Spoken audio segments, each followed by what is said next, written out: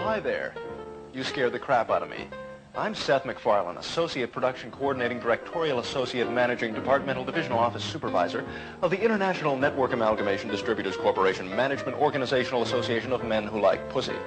I'm here to tell you about a fantabulous new series concept I've developed. It's called The Life of Larry, and it centers around the madcap, maniacal misadventures and general mishaps of a lovable but tactless lower middle-class mokes by the name of Larry Cummings, with his ever-present supportive wife Lois, his slightly oversized son Milt, and his incisive, cynical dog Steve. Let's look at a scene. And hey, keep an eye out for the outrageous Star Trek parody.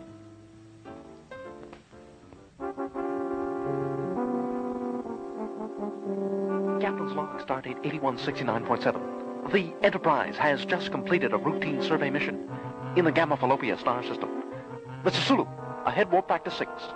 Captain, sensors are picking up a planetary mass which does not appear on any of our star charts. My God, a totally new world, rife with fresh challenges for a bold, brash young whippersnapper like myself. Mr. Sulu, ahead warp 9. What do you think they eat? Oh, yes, I don't know. It's some kind of like space jerky or something, I guess. Yeah, because they're obviously, well, I mean, Shatner is obviously, getting fed fairly well. I mean, somebody's seeing to that. Yeah, I think what happens is he eats his food, and then whatever Spock can't finish, he eats that too. Oh, where did you hear that? Episode 65. Oh. Fucking fat ass is what he is. Captain, I am picking up an unidentified life form off the port bow, possibly a new species. Well, we don't really have time to investigate. Blow it up. We'll examine the pieces later. Sir, we are approaching the planet. Very well, we're beaming down. It could be dangerous. We may be killed. But that's why we're out here. The landing party will consist of myself, Mr. Spock, Dr. McCoy, and Ensign Skippy. Oh, shit. Honey, is Milt back yet? No, he's not, and I'm starting to get a little worried. I hate it when he does this, I mean, is it too much for a kid to just call his parents if he's going to be out late? I mean, especially in a city like this. It ain't safe, Lois, I mean, even in his apartment. I mean, some nut in his underpants could just walk in off the street, bang on the door, and demand God knows what. You guys have any Cheez-Its? Honey, I think we should move. Oh, fine, let's have this conversation for the 10 millionth time, Larry. Move where? I don't know. I'd get someplace nice and quiet and crime-free and better for our son, like London. Oh, you don't think there's crime in London? You don't think they have drive-by shootings there, too? No, you kidding? No, but worst London's probably got is like, drive-by arguments. I say, Jeremy, isn't that Reginald B. Stiffworth, the young upstart chap who's been touting the merits of a united European Commonwealth? Why, yes, I dare say that's the fellow. Oh, let's get him. Oh, Reginald, I disagree. Well, as you can see... Thank you, Wang. Thank you very much. There you go. Wang just got here. Well, anyway, in the pilot episode, Larry decides that the problem is, the source of his anxiety is that he and his son don't really connect, if you will. And, let's face it, Larry's a pretty embarrassing guy, I mean, let's take, for example, the time the family went to see Philadelphia.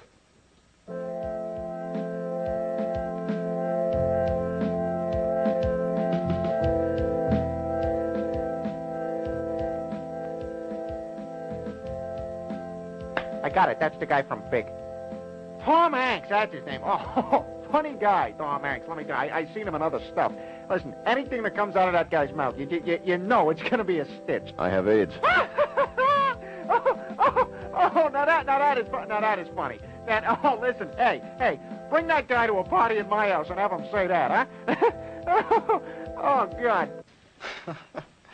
Then there was the time Larry got a spot on Jeopardy. Alex, I'll take nuttiness for 1,000.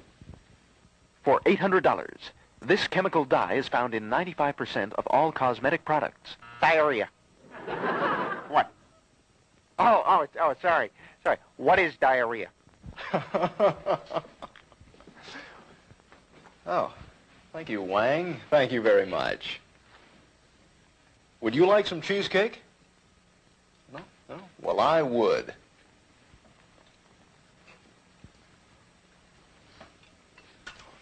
Wang, it's delicious. Well, anyway, Larry decides that what he and his son really need... Wang, for the love of Christ, you're in America now. Use a napkin.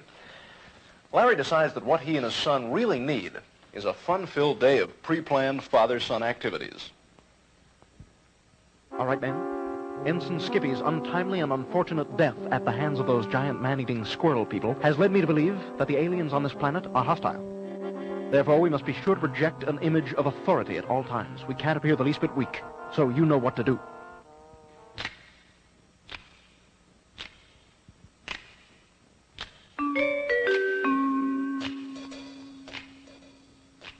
Hey, how about that? It says here there's another state that's going to abolish the death penalty. Oh, is that right? Yeah, instead they make you share a popsicle with Tom Waits. What state is that? I don't know. I got toothpaste on the article. Looks like Oklahoma. Ah, yes, where the wind comes sweeping down the pike. Yeah, oh boy, I tell you, Lois, Milt and I are going to have a ball tomorrow. I got all kinds of fun stuff planned for the two of us to do. Could I just see the father-son stuff, you know? Oh, that's wonderful, Larry. Yeah. Well, good night, honey. Good night, dear. You know, I was just thinking about just how lucky we are to have a kid. You know, I mean, it's just take it for granted, but it's a miracle when you think about it, isn't it? You know, this whole birth thing, right? I mean, you know, what happens? I unload a whole batch of these little reproductive apostrophes into your miracle bucket, and then 9 months later, milk comes out. You know, I mean, it's just for me, it's got the same kind of awe-inspiring mystique as like Shrinky Dinks. For God's sakes, people are trying to sleep around here.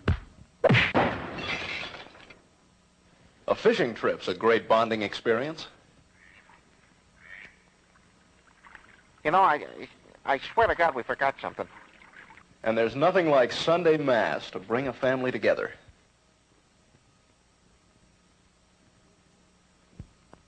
Religion, son. It's through religion that we'll come to know each other better. And so the Lord God smote poor Job with disgusting boils from head to toe. Oh, God, I hate it when he tells this story. And yet, throughout the entire harrowing ordeal, Job was able to keep his dignity, despite the horrible mottlings infesting his physical body. Oh, yeah, it's like those pictures you see of the starving kids in Africa with the flies all over their face. Doesn't even faze them. Sorry. Oh, hey, you think I could have one of those crackers? Sure. It may offend a few folks, but I can afford it. Well, Larry's an anomaly, to say the very least. I mean, what else can you say about a guy who didn't fart for the first time until he was 30? What the hell was that? Well, naturally, in the life of Larry, there's always a happy ending. After all, this is America. Well, thank you for joining me, folks, and I hope you'll be tuning into the life of Larry each week, because I sure will. I'm Seth McFarlane. Thanks for joining me. Good night.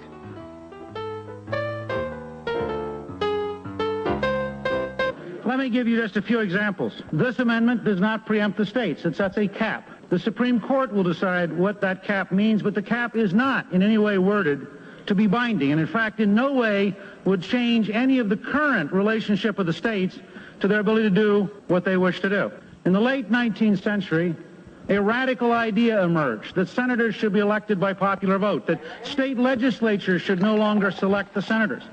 This was a change in the Constitution, an effort to take power away from professional politicians, the state legislature, and to turn it to the people. It will take the deliberate decision of the Democratic Party to deny the American people an opportunity. Yeah, hi, sorry. You got anything in there besides Schlitz?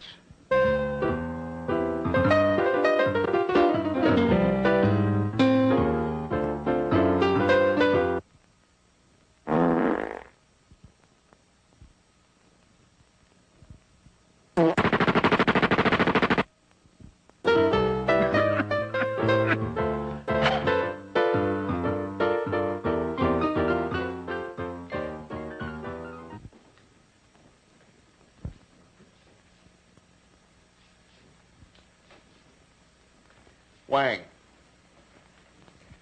Go home, for Christ's sake. All right, Newt Gingrich in the house.